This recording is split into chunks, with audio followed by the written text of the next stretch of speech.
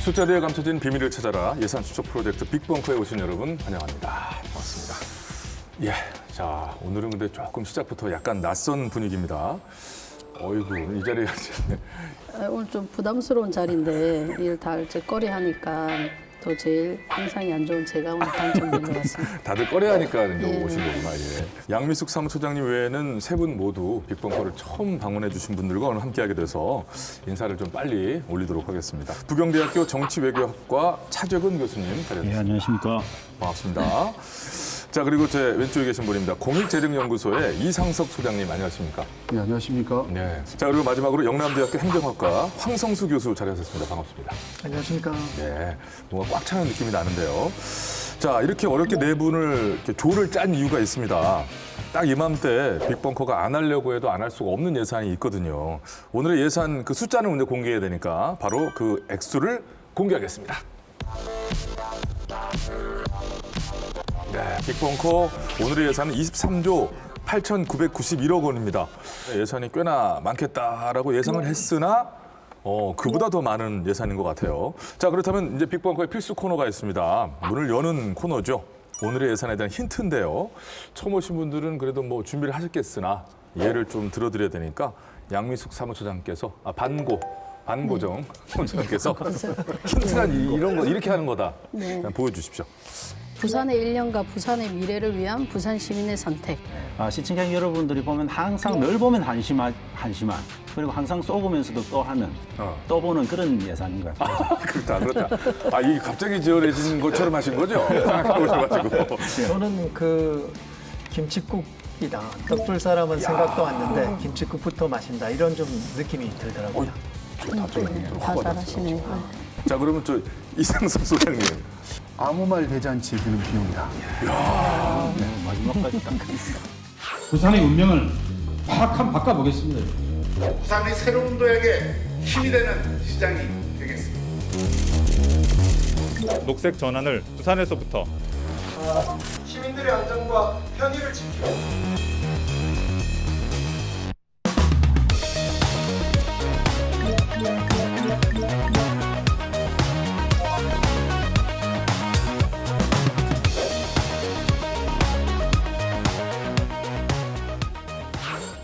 예산 추적 프로젝트 빅벙커 오늘의 주제는 부산시장 보궐선거 후보자들의 공약 예산입니다.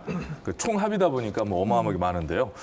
빅벙커는 지난 3월 2일부터 해서 부산시장 보궐선거 후보자 6명에게 구체적인 공약과 그 공약에 필요한 예산, 그 예산에 대한 재원 조달 방안 등을 묻는 공약 질의서를 저희가 보냈습니다. 그리고 3월 19일까지 해서 각 후보자로부터 답변을 받았는데요. 자, 시민인의 세금으로 부산시를 이끌어갈 시장을 뽑는 만큼 또 후보자들이 계획은 잘 세웠는지 이게 실현 가능한 공약인지 그렇다면 이 재원을 어떻게 마련할 건지 그 재원은 역시 세금일 테니까요. 저희가 또 따져봐야 되지 않겠습니까? 자, 먼저 황성수 교수님. 아무래도 네. 공약 가계부라는 용어는 조금 알아듣겠으면서 낯설긴 하네요. 우리가 흔히 쓰는 가계부랑 똑같은 개념이라고 생각하시면 됩니다. 공약의 우선순위, 예산 조달 방안 이런 것들이 주요 내용이 되겠습니다. 네네네. 그러니까 이제 뭐 얼마나 구체적인 건지 뭐 실현 가능한 것인지 이런 것들을 이 공약 가계부만 보더라도 짐작을 할 수가 있겠다 이런 말씀이신 거죠. 네. 흔히 우리가 투표를 두고 소중한 권리 행사다. 근데 막상 그 시점에 닥치게 되면은 뭐 일이 생기거나 그리고 그 선거운동 과정을 지켜보면서 어떤 뭐 염증을 느꼈다거나 여러 가지 이유들로 인해서 에이 뭐 내 한 표 뭐 해서 뭐해 하고 포기하시는 분들도 계시단 말이에요. 응? 그렇습니다. 지금 우리가 한 표를 행사하는 데 있어서 얼마나 많은 세금이 들어가는지 알게 된다면 시청자 여러분들 깜짝 놀라실 텐데 이번 부산시장 보궐선거에 들어가는 돈이 268억 7천여만 원입니다. 아우, 서울은 580억 정도 되거든요. 이거 어마어마한 돈이죠. 지역 주민들에게 돌아갈 수 있는 돈인가를 생각하면 그죠. 약 투표 가치가 450만 원 됩니다. 어마어마한 돈이죠. 선거에 드는 비용이나 투표 가치도 놀라운데 이 후보자들 공약에 필요한 예산을 보니까 정말 이건 투표 잘해야겠다는 생각이 들더라고요. 이 금액이 이렇게 큰데 진짜 그죠? 자, 그래서 빅벙커가 여러분의 소중한 한 표 한 표를 위해서 후보자들의 공약 가계부를 낱낱이 꼼꼼하게 전수조사를 했습니다. 지금부터 보여드리겠습니다.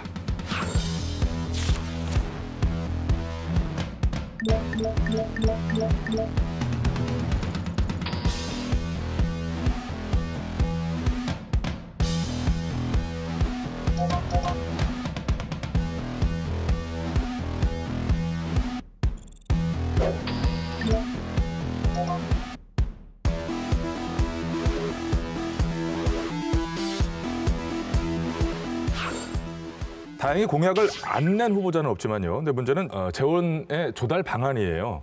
자신의 공약에 필요한 예산을 마련할 방법이 분명하지 않은 후보가 있습니다. 이제 공약 예산을 총 6명, 이제 5명만 일단 예산을 제출하셨어요. 네. 5명의 예산을 보면 23조 8,991억 원입니다. 그리고 재원의 조달 방법이 모호하다는 이 두 가지 점이 좀 이제 유의해서 봐야 될 대목이라고 볼 수 있고요. 지금 여기에 지금 제시되는 23조 8,900억 이 예산이 저는 빈산의 일각이라고 봅니다. 네. 숨겨진 예산들이 굉장히 많고 네. 그럼 또 어떤 후보들은 기타 방식으로 예산을 가져오겠다라고 이야기를 하고 있지만 그 기타 방식이 도대체 뭔지 알기가 굉장히 어려워요. 저는 그 정말 묻고 싶은데 도대체 기타가 이게 뭐가 포함되느냐. 차재근 교수님이 비유를 들고 그 말씀하시는 거는 참 시원하게 들리는데 그 내용은 참 답답한 내용이잖아요. 네. 집에 가면 부인이 이거 얼마 주고 샀냐 그러면 사실은 100만 원 주고 샀는데 10,000원 주고 샀다고 거짓말하는 경우가 많죠. 그래서 이게 지금 딱 그 사례 같아 보입니다. 그러니까 그러면서 공약 자체가 빌공짜 공약으로 가는 거 아닌가 싶습니다. 부산시가 좀 큰 도시입니까? 부산시장 선거고 시민의 세금으로 하는 건데 무슨 돈으로 어떻게 할지도 모르고 그냥 이렇게 막 내놓는다는 게 지금까지는 그런 감시들을 제대로 당해보지 않은 거죠. 사실 그 감시를 당하고 체크를 당해서 그 다음에 표로 바로 심판을 해버리면 그 다음부터는 절대 그렇게 할 수가 없겠죠. 이게 후보들이 1년만 하겠다고 놓은 건 아니겠지만, 근데 현실적으로는 1년만 할 수 있는 거죠. 1년 2개월인가 사실은 그런데. 그렇죠. 예. 근데 이제 2021년 사업과 예산안은 다 확정이 된 거고, 2020년 예산과 사업은 물론 관여는 할 수 있겠지만, 그 해 또 6월엔 또 이제 시장 선거를 다시 해야 되는 거고, 물론 비전과 미래를 제시해 줄 필요는 있지만, 너무 지금 보면 뭐 한 20-30분 걸리는 공약도 그러니까. 있고. 자, 아무튼 이번 부산시장 보궐선거 후보자들이 낸 공약은 총 101개입니다. 자, 과연 후보자들이 어떤 분야에 집중을 했는지 키워드로 알아보겠습니다. 같이 보면서 한번 얘기해 볼까요? 자, 보고 계시는데요. 1위가 복지, 2위가 노동, 3위가 경제, 4위가 성평등 행정 분야인데요. 저는 개인적으로 노동이 2위에 올라 있는 건 좀 놀랐습니다. 어떻게 보셨어요? 그 6명의 후보자 공약 중 노동 분야가 총 20개인데 네. 이게 특정 후보 한 명이 노정현 후보가 좀 공약을 대부분 많이 냈고요. 예. 그다음에 이제 이렇게 공약을 낼 수 있었던 건 이제 노정현 후보는 현장에서 활동을 많이 하셨고 네. 지금 부산 지역의 어떤 노동 아니면 서민들의 일반 시민들의 문제가 뭔지를 잘 캐치하셔서 거기에 대해서 제안하고 해결책을 좀 내고 있는 것으로 보입니다. 그리고 물론 박형준 후보도 뭐 코로나 시대 간호조무사, 보육종사자 등의 고용 약자의 보험과 지원인 플랫폼 노동자 권익 보호에 대한 공약이 나와 있습니다만은 그 뭐 적극적인 공약으로는 보이지 않고 있고. 그 노동이 2위에 키워드에 올라온 이유가 이제 예. 그 노정현 후보 때문이었군요. 현재 여론조사 1, 2위인 박형준, 김영춘 후보자의 공약 키워드는 어떤지 뭐 이분들께 사실상 뭐 봐야 되니까요. 한번 보시겠습니다.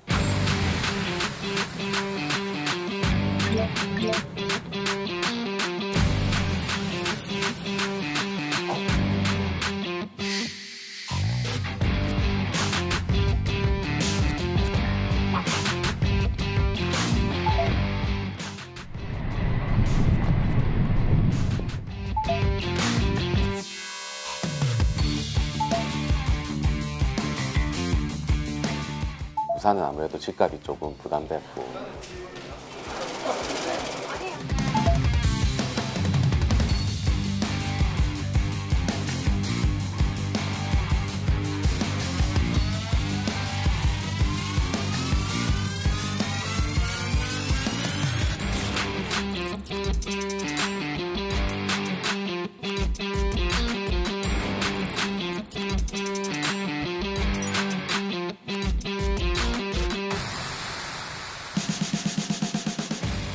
정부에서 장관도 지내보고 국회에서 3선을 하고 국회 상임위원장도 지내본 김영춘이가 더 국비 확보에도 유리한 장점이 있지 않을까 싶습니다.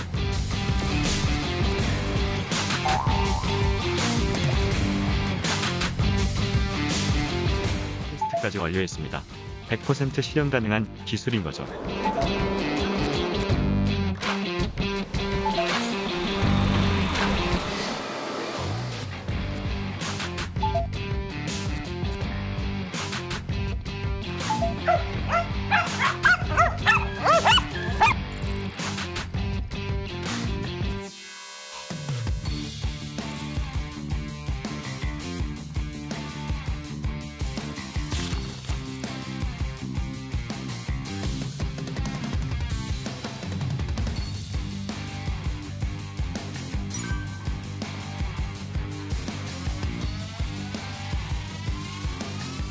사실은 시 재정 부담을 약화시켜 주려고 민자를 하는 거죠.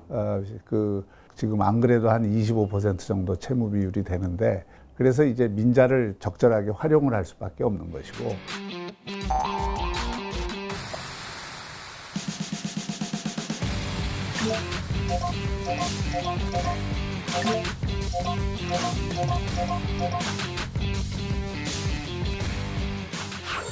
어떻게들 보셨어요, 우리 황 교수님? 네, 김영춘 후보자는 간단히 말씀드리면 더불어민주당이 제시하고 있는 어떤 중앙당 차원의 큰 계획을 그냥 부산에 가지고 왔다.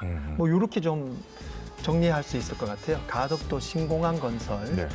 2030 엑스포 유치, 뭐 해양 경제 중심 도시 이런 키워드를 가지고 중점적으로 진행하고 있고요. 박형준 후보는 조금 특색 있게 15분 도시라는 그 캐치프레이즈를 만들면서 네. 교통개발 그리고 청년 일자리 위한 산학 협력 창업펀드 이런 좀 특이점이 있었습니다. 나머지 복지 그리고 뭐 문화 이런 거는 조금 공통적인 요인들이 공약들이 있었고요. 예, 네. 예. 박영준 후보 같은 경우는 또 도시 철학이나 정책 기조 이런 것들과 핵심 공약이 연관성이 좀 약간 모호하다는 느낌이 들었습니다. 그래서 예를 들면 이제 친환경 도시개발, 탄소 중립 시범단지나 전환마을 시범에 좋은 공약들이 있지만 예. 또 그거와는 정반대되는 어반루프의 경우는 그렇죠. 완전 이런 공약과는 좀 정반대되는 그런 예. 개발이죠. 그다음에 이제 10대 공약 안에 보면 이제 북한과 관련된 공약이 2개가 있습니다. 예. 하나는 이제 오페라 페스티벌을 유치하겠다는 건데 이게 시장 임기 내에 할 수 있는 상황이 아닌 것 같고요. 왜냐하면 아직 이제 다 지어지지도 않았고, 그다음에 이제 북한의 보컬 리조트를 좀 추진한다고 하는데 이 두 공약이 10대 공약 안에 들어갈 만큼 부산 시민의 상가 아니면 부산에서 시급한 문제인지가 좀 의문인 것 같습니다. 그리고 이제 김영춘 후보자 같은 경우는 이제 좀 앞에 시장이 이제 비위 문제로 이제 낙마를 해서 보궐선거가 치러지기 때문에 후보자 자신이 여성이 아니니까 여성 시장을 후보로 내겠다는데 그 여성 시장을 후보로 내면 부시장을 이제 공약을 내셨는데 부시장. 8번째 공약으로. 근데 그렇게 한다고 해서 이게 뭐 성인지 감수성이 올라간다든지 아니면 성비위가 없어진다든지 그런 건 아니거든요. 그런 부분에서 좀 공감대가 안 되고, 반면에 이제 부산 지역에서 오랜 기간 동안 추진해왔던 금정산 국립공원 조성이라든지 아니면 이제 공공의료 확대 이런 부분은 이제 긍정적으로 보이는 측면이 있고, 예. 그리고 이제 이전 시장 때도 이제 얘기가 됐지만 진행하지 못한 그 지역의 문화예술 활동가들에 대한 지원 방안이 이번에 좀 구체적으로 나왔다는 점에서 지역 밀착형 좀 공약이 들어있다라고 좀 판단이 됩니다. 네, 예. 뭐 이런 말씀 하나하나가 잘 도움이 될 거예요. 이제 저 TV를 지켜보고 계신 분들이 사실 자세히 살펴보지 못한 것들에 대해서 저희가 정리해드리는 그런 느낌이 있으니까. 예. 자, 그렇다면은 1호 공약을 한번 보려고 그래요. 가장 이제 그 유권자들을 설득할 수 있게 내가 이게 가장 큰 무기다라고 1호 공약을 내세우잖아요. 두 후보자의 1호 공약은 어떻게 해요?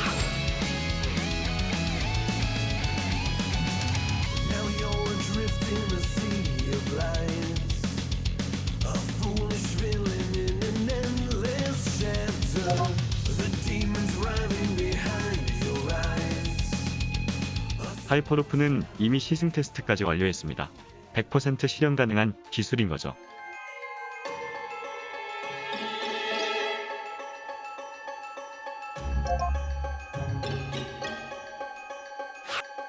자, 그럼 하나씩 들어가서 얘기해 보자면은 일단 가덕 신공항 얘기 나왔습니다만 이번 부산시장 보궐선거에서 뭐 그 전부터 여러 가지 그랬습니다만 진짜 말 그대로 뜨거운 감자였잖아요. 어떻게 생각하십니까? 한 말씀씩 주시죠, 시원하게. 예, 가덕 신공항은 이제 근데 찬반 논란 이제 시민사회나 아니면 이제 진보정당에서는 또 반대하는 공약이거든요. 이제 네, 환경 네. 문제 때문에 그런데 환경 문제를 해결하는 그런 공항을 추진할 것인가에 대한 좀 답이 리액션이 없는 것 같고요. 예. 그다음에 한 가지 더는 4대강 사업이나 대규모 이제 비용이 들어가는 사업은 보면 대기업의 건설업 이런 쪽으로 다 이제 이익에 다 들어가는 누군가 일을 해야 상황인데, 하니까. 예. 예. 근데 그렇게 대규모 사업을 진행해서 어떻게 부산 지역으로 환원될 것인지 이제 이런 고민들이 전혀 없어서 재원 조달 방안이 뭐 포인트죠, 이것도. 그런 부분은 저는 그래도 이 가덕신공항 문제는 이미 타당성 조사라든지 이런 것들을 굉장히 많이 거쳐 있어서 거기에 들어가는 예산에 대한 일정한 규모는 굉장히 쉽게 사실 확인이 가능한 갑자기 나온 부분이기 얘기는 때문에 아니니까요. 그렇죠. 예. 그런 부분들이 조금은 반영되지 않았을까 달라질 생각합니다. 겁니다. 네, 선생님. 네. 이게 지금 미도님은 그렇게 쓰겠냐라고 하는 거거든요. 그리고 이게 1호 공약으로 나왔어야 되는가라고 하는 반문이 기본적으로 들 수밖에 없는 겁니다. 근데 저는 좀 그 부분이 이제 뭐 부산 지역민의 정서를 좀 이해할 필요가 있는데 가덕신공항은 정말 20년 넘게 끌어오면서 너무도 지쳐 있는 주제입니다. 그래서 앞으로 그걸 일단은 우리는 한다라고 하는 의지를 표현해 놓고 그다음에 구체적인 것들은 시장에게 맡겨보자. 근데 자, 그럼 시장이 결정할 사안은 아니다라는 겁니다. 공약으로 나온 조기 착공을 유도하겠다. 이게 사실은 국회와 행정부가 움직여야 될 문제거든요. 그래서 이건 시장 공약으로 적절한지에 대해서는 정말 의문이 드는 겁니다. 객관화시켜서 봤을 때. 네네네. 이 방송을 보고 계시는 시청자분들, 우리 시민 여러분들도 지금 이 순간 딱 또 판단을 하시겠죠. 달라졌을 수도 있고, 예, 뭐 달라지지 않으셨을 수도 있고. 자, 그러면 박형준 후보의 1호 공약으로 오늘도 넘어가 볼게요. 어반 루프 아까 잠깐 얘기. 이게 뭡니까? 이게 단어만 들으면 이제 위에서 막 미래 교통 수단이고 지금 이제 아직 상용화는 되지 않았습니다. 네. 그래서 이제 진공 튜브 속에 열차가 부상해서 가는 그런 미래 교통 수단인데 보통 1,200km 시속으로 가거든요. 근데 박형준 후보가 도입하려는 건 200에서 300km이기 때문에 또 그 기술을 또 다시 한 번 더 새롭게 해야 되는 기술적인 문제가 있고 뭐 근데 그다음에 얼핏 여기서 들어도 예. 저는 제가 차를 되게 좋아하잖아요. 네. 얼핏 들어도 이게 저희 KTX만 타고 와도 이게 있어요. 원체 빠른 열차들은 근거리가 다 다가오면 속도를 서서히 줄여야 됩니다. 그래서 시내에서는요. 300km라고만 하고 200km라고만 해도 200km에 도달도 하기 전에 서야 돼요. 이 어반루프는 가속하는데 20km가 걸리고요. 네. 감속하는데 10km가 걸려요. 그러면 그럼 도착하지. 30km인데 박형준 후보 공약안 중에 보면 1안과 2안이 있거든요. 1안은 55km고 2안은 47km예요.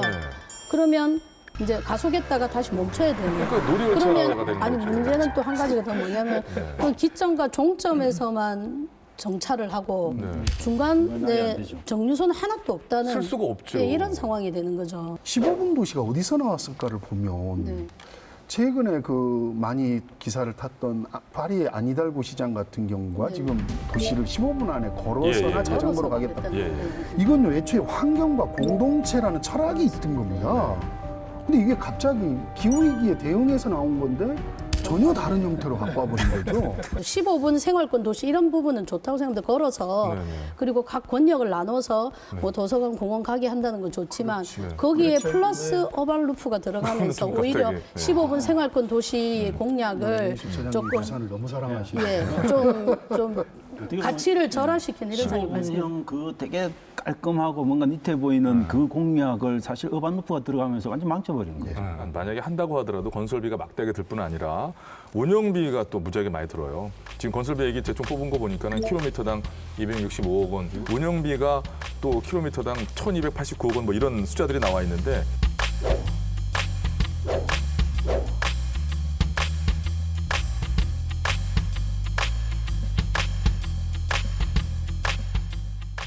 이어서 말씀을 드리면 이 수요 예측과 비용 보전이 굉장히 중요한 키워드입니다. 민자 유치에 관해서는. 민자 유치를 하겠다는데 잘못하면 거대 투기 자본의 돈벌이에 악용될 수 있는 위험이 있습니다. 특정 이용자, 특정 건설사는 이득을 보고. 일단은 짓긴 져야 되니까요. 네. 이러한 때에 굉장히 언론과 시민이 굉장히 잘 감시를 해야 됩니다. 부산시는 안 그래도 민자 사업으로 돈을 많이 쓰고 있는 도시 아닌가요? 부산시가 제일 문제는 터널 통과할 때 계속 돈을 내야 되고 어떤 도로 통과할 때 돈 내야 되고 이런 것들이 계속 있어서 도로가 가득한 그런 게 도시고. 많죠. 그리고 민자 유치가 사실은 20년 카드빚이거든요. 부채입니다, 그대로. 그러니까 20년 동안 분할 상환해서 내주는데 주체를 누가 가지고 가느냐, 요 차이밖에 없는 겁니다. 또 민자 사업을 하게 된다면 이제 지금뿐만 아니라 미래 세대한테도 이제 예. 부담을 주는 이런 사업이 될 수가 있습니다. 지금 박형준 후보도 그렇고 김영춘 후보도 그렇고 철학은 없고 이게 방송 부저가 병원인데 돈 하고 있는 거예요. 아, 이게 순간적으로 삑 소리를 넣을 수 있었을까요? 예. 그래서 넣은 것 같습니다. 개발에다가 예. 포인트를 주고 있는 것이 이게 과연 먹힌다라고 하는 게 보궐선거에서 이거 정말 문제가 있는 거거든요. 추진 일정을 좀 그래서 어떻게 돼요? 추진 일정이? 공약 답변서에 보면 2022년에 사전 타당성 조사하고 2023년에 또 예비 타당성까지 조사하겠다라고 하는데 저는 그게 정말 가능할까? 왜냐하면 사전 타당성, 예비 타당성 자체가 사실은 구체적인 뭔가 있어야 가능한 겁니다. 왜냐하면 평가의 대상이 명확해야 되는데 그런 것 없이 어떻게 그게 가능할까? 그래서 저는 이 공약 답변서의 그 구체적인 일정은 대단히 좀 의아하다 그런 생각이. 어쨌거나 이 오늘 방송은 어느 후보를 막론하고 많은 시민들이 안 보셨으면 할 수도 있을 것 같은데요. 근데 어쨌거나 지금 우리가 집중해야 될 게 이번 이제 재보궐선거로 인해서 시장직에 오르게 되더라도 임기가 1년 남짓이라는 거예요. 근데 그 부분을 이제 짚고 우리가 넘어갈 필요가 있는데 물론 그렇게 돼서 1년 남짓이니까 그냥 대충 하던 거 마무리하고 있을게요. 이럴 수는 없지만 그 뒤를 봐야 되는 거긴 하지만은 정확하게 얘기하면은 이 임기 이내에 어떤 이분들이 내놓은 뭐 1호 공약 10대군을 다 펼쳐보아도 임기 내에는 계획 추진만 할 수 있다. 정도로 정리할 수가 있을 것 같아요. 예. 좀 갑자기 좀 아쉽네요. 허전하고. 또 하나 이제 아쉬웠던 부분은 또 잘했던 공약들과 시행했던 사업들은 좀 받아 안고 가는 작업이 필요한 거 아닌가 싶어요. 박현준 후보 같은 경우는 한 3분의 1 정도는 아마 원점 재검토하거나 수정하는 그런 의견을 갖고 이제 있죠. 예산을 통해서 말씀드리면 지금 어떤 경우라도 올해 예산을 많이 손댈 수 없습니다. 예, 맞습니다. 이미 확정돼서 균형 집행과 조기 집행으로 이미 60% 이상 집행돼 버렸거든요. 그러면 손댈 수 있는 돈이라고 하는 건 6월 말에 나오는 순세계 잉여금 정도밖에 없죠. 그 돈 정도인데 그것도 사실 우리 예산이 잘못돼 있어서 매칭 사업에 다 대응을 해야 될 돈들이 일부 있습니다. 그러면 실제 시장이 온다고 할지라도 쓸 수 있는 돈은 한계가 있다. 이걸 너무 부풀려가지고 지금 시장이 모든 걸 다 할 수 있는 것 같이 이야기를 하는 것 자체가 좀 문제가 있다고 보여지죠. 자, 그러면 이번에는 두 후보자의 공약을 통해서 무엇을 지향하는지 정책 방향성은 무엇인지로 한번 넘어가 보도록 하겠습니다. 저희가 두 후보자의 공약을 건설과 비건설 그리고 복지 환경과 산업 경제 이렇게 한번 나눠봤는데요. 다른 점이 좀 있나요? 아니 근데 이게 명확하게 두 후보가 한 후보는 보수 지향적, 한 후보는 진보 지향적인 정책의 스탠스를 잡고 있다는 거 그대로 명확하게 그러니까 보입니다. 말이에요. 이렇게 보니까 확 예, 그러니까 오는데요. 진영의 특성이 잘 드러난 거로 보이시는데 분명히 반대쪽에 서 있기는 하나 뭐 규모는 큰 차이가 없어요. 지금 저 이제 이 얘기를 다시 들어보려고 하는데 김영춘, 박형준 두 후보가 낸 공약이 이제 각각 9조 5천억 원 정도 그리고 6조 3천억 원 정도로 많은 예산이 투입되는 공약들이었습니다. 근데 뭐 국가 사업이나 민자 사업 형태로 이것을 하겠습니다라고 얘기는 했는데 이게 시장이 할 수 있는 일이냐는 거예요. 이게 뭐 박형준 후보의 경우는 공약 예산의 90%가 국비하고 민자 사업이 또 포함되어 있습니다. 그다음에 김영춘 후보 예산은 90%가 또 국비라는 점 있기 때문에 뭐 시비가 많이 들어가진 않지만 국비를 어떻게 따올 것인지 그다음에 민자를 또 하신다고 하셨는데 민자는 나중에 또 다 시민의 부담으로 되돌아갑니다. 그렇죠. 이런 부분을 이제 시민들이 잘 꼼꼼히 따져보고 투표를 좀 하시면 좋을 것 같습니다. 네. 후보자 입장에서는 당연히 눈에 띄는 뭔가 새로운 공약이 중요하겠죠. 그런데 가장 중요한 것은 시민이 원하는 바를 정확하게 알고나 있느냐. 알고나로 할게요. 알고나 그래도 있느냐. 이런 게 궁금하고 중요하다고 생각이 들고 자 그래서 저희가 직접 시민들에게 어떤 정책이 필요한지를 여쭤봤습니다.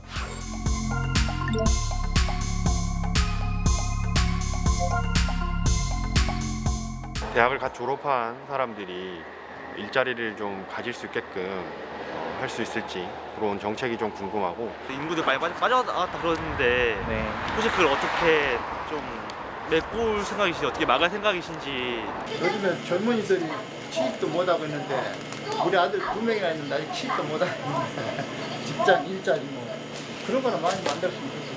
고가 아파트 이런 게 굉장히 많은데 그런 것보다 좀 서민이 할 수 있는 신혼부부들 살 수 있는 그런 아파트 이런 걸 좀 많이 좀 확보를 해서 작년에 이제 코로나가 생기면서 자영업 하시는 분이 지금 많은 애로사항을 겪고 있는데 이 시장 좀 활성화돼 가지고 좀 잘 됐으면 좋겠어요. 시장.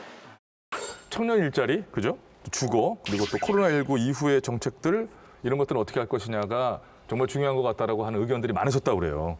자, 두 후보자도 관련 공약들 내긴 냈을 겁니다. 어떤 내용들인가요? 네. 누구보다 대기업을 유치해서 일자리를 좀 만들어내겠다라는 공약이 많습니다. 물론 이제 가능하면 대기업도 유치하는 게 맞겠죠. 지역도시의 경제 활성화나 일자리를 위해서.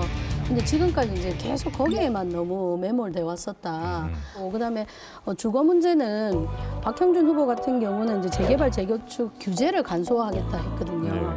재개발 재건축의 규제를 완화해서 이런 주거 문제를 해결할 수 있는 게 아닙니다. 지금 방식의 재개발 재건축은 원주민들을 다 내쫓고 그다음에 난개발 무조건 위로 이제 용적률 높여서 위로 올라가는 개발이거든요. 그러면 그렇지 않고 원주민이 들어갈 수 있고 신혼 부부와 청년들이 들어갈 수 있는 그런 재개발 재건축 방식을 도입하는 이런 아이디어가 필요한데 그런 그건 부분이 아주 좀 정말 없습니다. 중요한 얘기라고 생각하거든요. 저는 이제 코로나 이후에 사실은 저희들 공공의료 체계의 중요성이 되게 많이 부각됐는데 김영춘 후보 같은 경우에는 이제 침례병원을 사실 건강보험관리공단하고 직영화하는 방식으로 해서 하겠다 뭐 이런 안을 내놓긴 했는데 박형준 후보 같은 경우는 사실 공공의료 체계를 어떻게 가져갈지에 대한 아이디어는 거의 저는 찾아볼 수 없어서 왜 이럴까 뭐 이런 좀 의문점이 조금 드는 부분이 있어서 그 부분은 좀 저는 늦게라도 좀 저는 공약 안에 조금 뭔가 개발해서 넣는 노력이 있어야 되지 않을까 그런 생각을 합니다. 저는 지금 우려스러운 것 중에 하나가 이 공약을 사전에 보내주셔서 보면서 되게 화가 많이 났거든요. 정말 중요한 공약은 부산이 전국에서도 가장 높은 핵발전소가 위치하고 있는데 여기에 대한 대응도 빠져 있죠. 그리고 간만동 그 부두의 쪽에 지금 미군 세균 무기 쪽 실험실 있지 않습니까? 이거에 대한 문제도 빠져 있고 정작 중요한 문제는 코로나에 대한 현상에 대한 대응책만 있을 뿐이지 본질적으로 코로나가 왜 왔는지 기후위기가 왜 왔는지에 대한 자성과 그에 대한 대안은 또 빠져 있거든요. 그러니까 1, 2위를 보면 정말 답답해요. 자, 그럼 지금 현재 네 분이 다 후보자들의 공약을 살펴보셨는데 지금 신랄하게 얘기를 해왔지만 이거 하나는 괜찮고 이건 진짜 아니다. 생각나시면 바로 하는 게 제일 유리해요. 저는 김영춘 후보의 가덕신공항 건설 문제는 부산 시민의 영혼을 담은 공약이기 때문에 저는 이건 무조건 괜찮다고 생각해요. 하겠다가 아니라 땡기겠다 뭐 이런 겁니다. 김영춘 후보에 대해서 제가 조금 가장 부정적으로 느꼈던 부분은 청년 신혼 부부에 대해서 2조 원 규모의 재정 지원, 이자 지원을 하겠다 한 부분들이 있는데 이건 이미 저는 부산시에서도 이미 하고 있는 부분이고 굳이 공약에 포함될 필요가 있나 하는 생각이 좀 들고 그다음에 그 이자에 대해서도 3,000세대에 대해서 하겠다는데 이자 계산을 조금 잘못한 부분이 있지 않을까. 왜냐하면 90억 정도 든다고 연간 보시던데 제가 보기에는 아무래도 120억 이상은 넘어갈 것 같은데 도대체 30억은 어떻게 어디서 마련하시나 이런 생각이 좀 들었습니다. 알겠습니다. 그다음에 이건 진짜 정말 아니다. 이건 아니다 싶은 거는 저는 박형준 후보의 어반 루프는 그건 조금 톤다운해서 현실 가능한, 실현 가능한 형태의 공약으로 좀 가공을 해야 되지 않을까. 근데 산학연 네트워크를 강화하겠다. 어떤 후보에? 박형준 후보에. 그건 대단히 필요한 부분이라고 봅니다. 김영춘 후보하고 박형준 후보의 공약이 잘못된 것은 1호 공약들이 두 개 다 잘못돼 있다. 가덕도 신공항도 문제가 있고 어반루프도 문제가 있었다. 제일 최악의 공약이다라고 보여지고. 자, 그리고요? 좋은 공약은 지금 김영춘 후보 쪽 공공의료벨트를 구축하겠다라고 하는 걸 저도 되게 좋게 봅니다. 그리고 박형준 후보는 복지 사각지대 특별지원 정책을 하겠다. 이 문제에 대해서는 참 좋게 보는. 감사합니다. 자, 지금까지 저희가 김영춘 또 박형준 후보자의 공약을 자세히 살펴봤는데요. 부산시장 보궐선거에는 이 두 후보자만 출마하시는 게 아니죠. 군소정당 후보자도 많습니다. 미래당 손상우, 민생당 배준현, 자유민주당 정규재, 진보당의 노정현 후보들인데요. 아무래도 군소정당 후보들은 뭐 경쟁보다는 각자가 소속 정당의 이념과 정체성을 담은 공약이 많을 거예요. 뭐 이번 참에 알리셔야 될 것이고 그중에 주목할 만한 공약이 혹시 있으셨는지 인상 깊었던 말씀 누가 해주실래요? 예, 제가 그럼 먼저 하겠습니다. 그 4명 중에 노정현 후보 공약은 현장 밀착형이고 구체적인 공약이 많았습니다. 그리고 노동자와 서민, 이제 일반 시민들의 삶의 고민이 그대로 반영되었다고 보여주고 특히 노동을 시정 철학의 중심에 두고 시민이 직접 정치를 구현하기 위한 주민회의 구성을 한다는 공약이 있었는데요. 풀뿌리 민주주의 확대라는 측면에서 시대를 반영한 공약이라고 생각합니다. 그리고 미래당 송상우 후보 같은 경우는 2050년 전까지 탄소 중립을 달성할 수 있도록 부산형 그린 뉴딜 계획을 수립하겠다고 의지를 표명했는데 대부분 유럽은 기후변화 가 더 훨씬 더 심각한 문제로 대두되고 거기에 대해서 대응을 훨씬 더 많이 했었거든요. 그래서 지속적이었던 거기도 합니다. 사실은. 예. 그래서 이제 그런 부분을 좀 이제 부산에서 이슈화 시켰다는 의미가 좀 있을 것 같고 그 정규정 후보 공약 중 자연과 경관을 사유화하는 일이 없도록 하는 공약이 좀 있었습니다. 해안가에. 예, 그런 부분은 지금 저희 뭐 LCT는 논란이 많이 되고 있고 강화리도 그렇죠. 곧 재개발 할 건데 되게 보수 후보지만은 마음에 드는 후보 공약이었고. 돌려가게 느낌도 있고 예. 그다음에 이제 배준영 후보자의 경우는 이제 정무 부시장을 폐지하고 여성, 청년, 실버 부시장을 도입하겠다는 것이 좀 특색이 있었습니다. 그런데 저는 그런 것도 사실은 현행의 지방자치법 하에서는 불가능한 그 공약입니다. 법률 체계 자체를 고쳐야 되는 그런 부분들을 좀 막가파식으로 좀 던진 거 아니냐 그런 생각이 저는 좀 들고요. 저는 그 군소정당 후보자들이 우리 부산 시민에게 줄 수 있는 게 어떤 의미 있는 공약을 이렇게 제시해 주면 누가 되더라도 언론과 시민이 이런 거는 누가 되더라도 좀 해라. 이런 데 굉장히 의의가 있다고 생각합니다. 어디입니까? 지금 센텀시티 쪽 그쪽 관련돼서 개발을 금지하겠다라고 하는데 이런 것들은 사실 도시계획위원회랄지 이런 형태 것들에서 강화를 시킨다면 좀 가능한 부분인데 대단히 좀 진보 쪽이 구체성이 좀 떨어지는 것은 좀 아쉽다. 그런 생각이 좀 듭니다. 그런 부분은 그런 게 있었으면 좋겠어요. 근데 이렇게 TV 토론 같은 걸 주요 정당 후보들 중심으로 가잖아요. 그러면 어떤 그 일정한 영역의 시간을 좀 할애해서 군소정당 후보들이 내놓은 아이디어들 중에서 정책들 중에서 좀 수용할 부분들이 있냐 뭐 이런 물음들을 좀 자주 던져주면 아무래도 그런 좀 진보적인 아이디어들이 들어갈 수 있는 영역들도 있지 않을까 그런 생각입니다. 이 방송을 통해서 나름 그래도 같이 들여다봤다라는 거. 그래서 여러분들의 시간을 조금 아껴드렸다. 여러분의 소중한 시간을 그렇게만 생각해도 저희는 보람이 있을 것 같긴 한데요.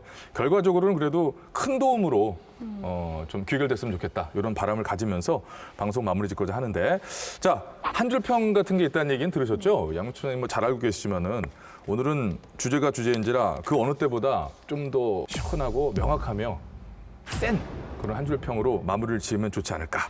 똑똑하고 까칠한 시민이 일 잘하는 모습을 선택할 수 있다. 저는 후보님들 거짓말 해봐야 1년 안에 대통령입니다. 김치국 너무 많이 마시지 마십시오. 민주주의는 물어보고 확인하고 요구하는 데서부터 완성됩니다. 시민 여러분 시행하셨으면 좋겠습니다. 제가 한 줄 평 끝에 이렇게 박수를 드린 적도 처음인 것 같습니다. 네 분 모두에게. 자, 이렇게 해서 이런 시원한 결과가 나오고 그 결과가 우리 부산 시민들에게 정말 시원한 어떤 혜택으로 더 나아진 삶으로 다가왔으면 좋겠다. 이런 또 바람을 가지고 말씀을 드리면서 마무리를 짓겠습니다. 부산시장 자리가 약 1년 동안 이제 거의 공석이었습니다. 그만큼 이번 보궐선거에 대한 부산 시민 여러분의 관심이 높을 텐데요. 오는 4월 7일 그 관심으로 결국 투표를 해야만 되는 거 아니겠습니까? 그 투표 꼭 하시길 바라면서 오늘 여기서 인사를 드리려고 합니다. 자, 예산 추적 프로젝트 빅벙커 다음 시간에 새로운 예산으로 다시 찾아뵙겠습니다. 네 분 오늘 정말 감사드립니다. 고맙습니다.